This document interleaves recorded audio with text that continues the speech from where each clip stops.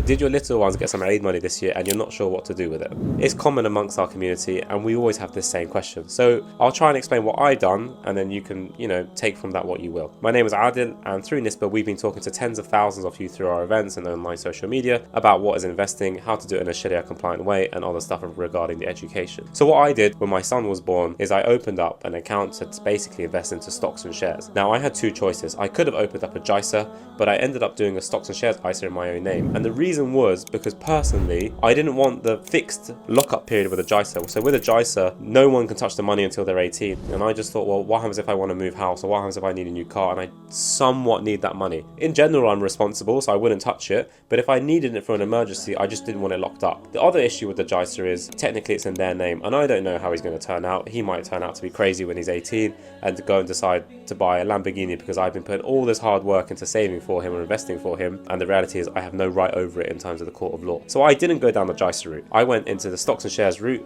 in my own name. The other benefit of that is I can kind of use it as and when I like, in terms of if I want to pull it out, I can. Obviously that's a risk there, depending on your nature. Now, what did I invest into? Really, really simple. I just invested into a couple of diversified ETFs that are Sharia compliant, and so I have some exposure to the US, emerging markets, Japan, Europe, UK, etc. I also invested into a little bit of some gold funds. I personally don't really like buying physical gold because I don't want to worry about storing it and I don't want to worry about reselling it. So I went down the gold ETF route, which just means it's within my stocks and shares ISA allowance, so capital gains tax free, and it's quite nice. I don't need to worry about storing it. What else did I invest into? Well, that's it. And then the reason I chose those things is because my intention was I'm going to keep it for 18 years, so from 0 to 18 inshallah, which is a quite long time horizon. My risk capacity to take for that particular investment was quite high. I believe my income is fairly sturdy, alhamdulillah, and I have savings elsewhere. So should an emergency arise, I wouldn't need to touch that pot of money for my kids inshallah. So that's kind of what I did. And if you need any help investing for your own kids, if you just comment kids down below, we'll send you a guide for free inshallah.